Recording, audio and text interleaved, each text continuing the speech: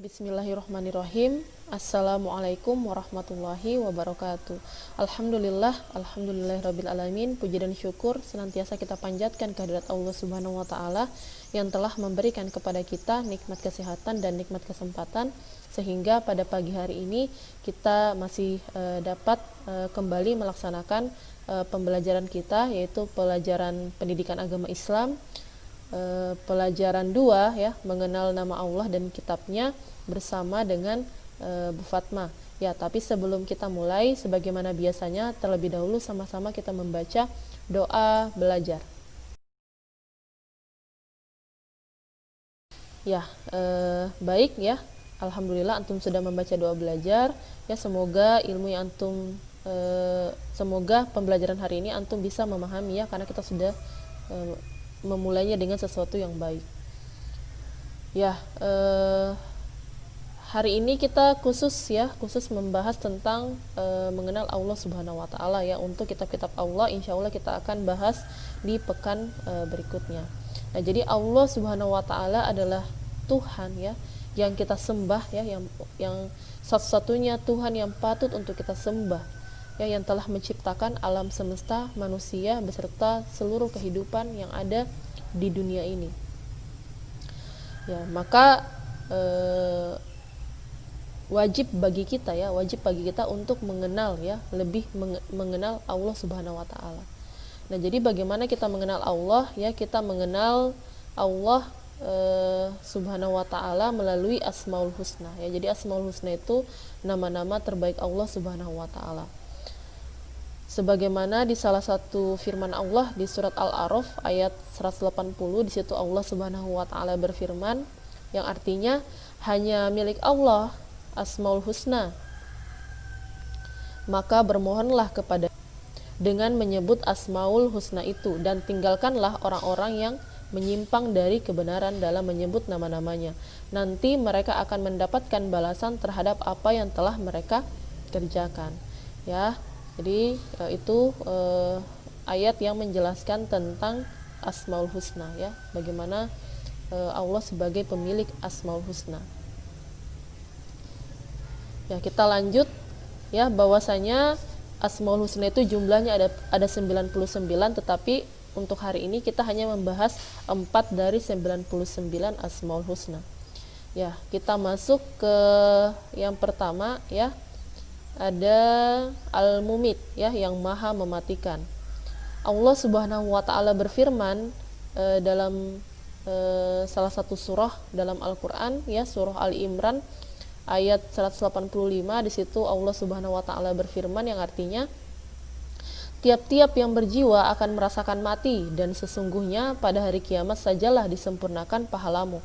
Barang siapa dijauhkan dari neraka dan dimasukkan ke dalam syurga, maka sungguh ia telah beruntung. Kehidupan dunia ini tidak lain hanyalah kesenangan yang memperdayakan. Nah, jadi kita diperintahkan untuk selalu mengingat bahwasanya tidak selamanya apa yang Allah ciptakan itu akan selalu ada gitu. Suatu saat kita akan mengalami yang namanya kematian. Jadi Allah yang memberikan kepada kita kehidupan, Allah juga yang memberikan kepada kita kematian ya.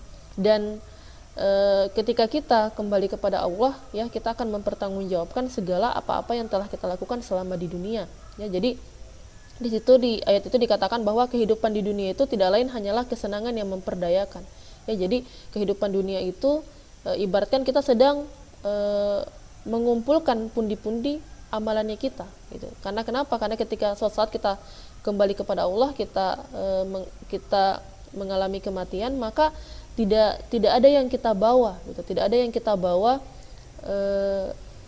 selain daripada amal-amal perbuatannya kita ya. Dan itu yang akan menentukan apakah kita akan ke surganya Allah, ataukah kita akan mempertanggungjawabkan dulu seluruh amal perbuatan kita selama di dunia, di nerakanya Allah ya. Jadi kita selalu memperhatikan setiap aktivitasnya kita ya. Semoga suatu saat ya, ketika kita harus kembali kepada Allah, kita kembali dalam keadaan yang husnul khotimah, kita kembali dalam keadaan yang baik ya. Amin ya rabbal alamin. Kemudian kita lanjut ke pembahasan yang kedua ya. Al-Hayyu, yang maha hidup. Dalam firman Allah di surah Al-Baqarah ayat 255, di situ Allah Subhanahu wa taala berfirman yang artinya Allah tidak ada Tuhan yang berhak disembah melainkan Dia yang hidup kekal lagi terus-menerus mengurus makhluknya, tidak mengantuk dan tidak tidur, kepunyaannya apa yang di langit dan di bumi. Tiada ada yang dapat memberi syafaat di sisi Allah tanpa izinnya. Allah mengetahui apa-apa yang di hadapan mereka dan di belakang mereka, dan mereka tidak mengetahui apa-apa dari ilmu Allah melainkan apa yang dikehendakinya. Kursi Allah meliputi langit dan bumi, dan Allah tidak merasa berat memelihara keduanya, dan Allah maha tinggi lagi maha besar. Jadi Allah maha hidup, ya. Allah itu kekal. Allah itu kekal. Allah yang memberikan kepada kita kehidupan, ya. Ketika ketika uminya kita mengandung kita, ya, mengandung kita selama 9 bulan, ya, kita ditiupkan ruh dari Allah Subhanahu wa taala. Allah yang memberikan kepada kita kehidupan. Allah yang memberikan kepada kita rizki, ya. Allah yang memberikan kepada kita kesehatan, ya, kesehatan, dan juga Allah yang memberikan kepada kita kenikmatan, ya. Jadi kita dalam kehidupan ini, ya, kita bersyukur, ya, kita diperintahkan untuk selalu bersyukur terhadap apa yang Allah berikan kepada kita. Nah, dan kemudian Allah, ya, Allah yang maha hidup, yang kekal, yang tidak ada lain yang kita sembah selain daripada Allah, ya. Allah tidak tidur, Allah tidak tidur, Allah tidak mengantuk sebagaimana layaknya kita manusia. Kita manusia itu mengantuk dan tidur, tetapi Allah tidak mengantuk dan Allah tidak tidur, ya. Karena kenapa? Allah itu adalah penciptanya kita, ya. Allah adalah pencipta manusia, alam semesta dan kehidupan, maka Allah pasti berbeda dengan apa-apa yang Dia ciptakan.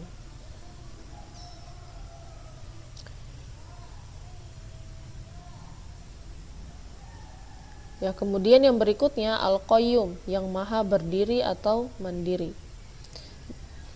Asy-Syaikh Al-Harras menjelaskan bahwa di antara Asmaul Husna itu ada Al-Qayyum. Itu adalah bentuk mubalaghah dari kata qaim, ya, bentuk kata yang memberi arti yang lebih dalam sifat tersebut, ya. Jadi Al-Qayyum itu memiliki dua makna, ya. Yang pertama, Dia yang berdiri sendiri dan tidak membutuhkan seluruh makhluk, sehingga tidak butuh sesuatu pun, baik dalam hal adanya maupun dalam hal eksistensinya. Nah, jadi Allah berbeda dengan kita makhluk, ya. Jadi kita manusia pasti membutuhkan manusia yang lain, ya. Seperti antum misalnya kalau lapar, ya, antum membutuhkan uminya antum untuk memasakkan antum, ya, untuk memasakkan antum. Ketika kita manusia baru lahir, ya, ketika antum masih bayi, ya, yang menyuapi itu adalah uminya antum atau abinya antum.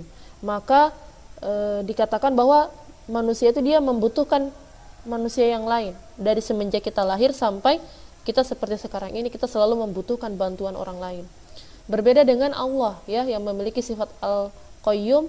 Allah berdiri sendiri. Allah tidak membutuhkan yang lain untuk bersandar. Allah tidak membutuhkan yang lain untuk menolong, karena yang maha penolong itu adalah Allah Subhanahu wa taala. Nah, jadi kita membutuhkan Allah, tetapi Allah tidak butuhkan bantuan dari yang lain, tapi kita selalu meminta bantuan kepada Allah. Karena kenapa? Karena Allah itu yang menciptakan kita, ya, berbeda dengan kita manusia. Karena kenapa? Pada dasarnya kita manusia itu lemah, ya, terbatas. Kita butuhkan bantuan orang lain, kita butuhkan bantuannya Umi, kita butuhkan bantuannya Abi, kita butuhkan bantuan dari kakak, bantuan dari adiknya kita, ya, bantuan dari orang-orang yang ada di sekitarnya kita. Tapi Allah tidak membutuhkan bantuan dari siapapun. Kemudian yang berikut, ya, jadi yang kedua, ya, Dialah yang selalu mengatur makhluknya. Seluruh yang ada di alam ini membutuhkannya dengan rasa butuh yang zati. Terkait langsung dengan zat makhluk tersebut, tidak mungkin tidak, walau hanya sesaat saja. Nah, jadi Allah yang mengatur kita, makhluk, ya, sebagai makhluknya. Karena Allah yang menciptakan kita. Jadi kita harus terikat dengan seluruh aturan-aturannya Allah, ya. Jadi bagi yang ahwat, ya, menutup aurat, ikhwan juga harus menutup aurat. ya.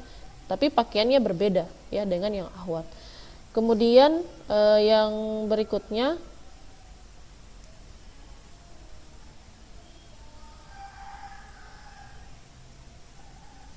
al-ahad.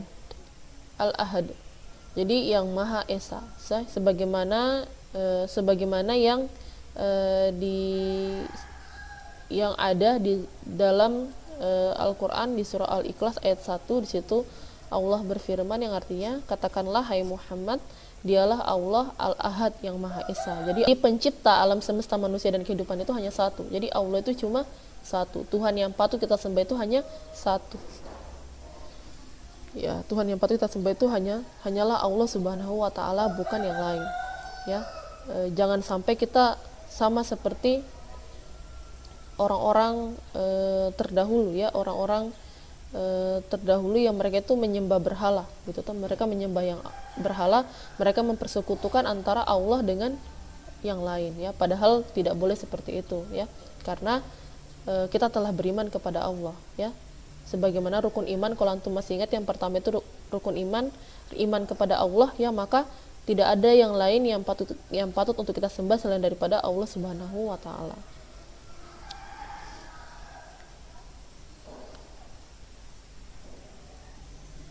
Ya baik, itu saja yang bisa Bu Fatma sampaikan ya. Jadi kita telah membahas empat nama-nama Allah ya. Yang pertama itu ada Al-Mumit ya, yang maha mematikan. Kemudian yang berikutnya Al-Hayyu, yang maha hidup. Yang ketiga Al-Qayyum, yang maha berdiri atau mandiri. Yang keempat itu Al-Ahad, yang maha esa. Nah, jadi setelah kita mengetahui ya nama-nama Allah ini, dan kemudian kita sudah bahas juga tadi maksud daripada nama-nama tersebut, semoga semakin menambah kecintaan, keimanannya kita kepada Allah, dan juga menambah ketaatannya kita kepada Allah. Nah, jadi tidak cukup kita hanya sekedar mengetahui namanya Allah, mengenal Allah dengan nama, tetapi juga mengenal Allah dengan nama-namanya, tetapi juga kita semakin taat dalam melaksanakan perintahnya Allah ya, dan juga semakin luar biasa ya ibadahnya kita kepada Allah. Mungkin itu saja yang Bu Fatma sampaikan kepada antum. Semoga apa yang Bu Fatma sampaikan itu bisa dipahami. Jazakumullah khairan kasiran atas perhatiannya ya, atas antum yang telah menonton video ini. Semoga antum mendapatkan ilmu dan juga bisa diaplikasikan dalam kehidupan. Itu saja yang bisa Bu Fatma sampaikan. Bu Fatma tutup dengan ucapan Assalamualaikum warahmatullahi wabarakatuh.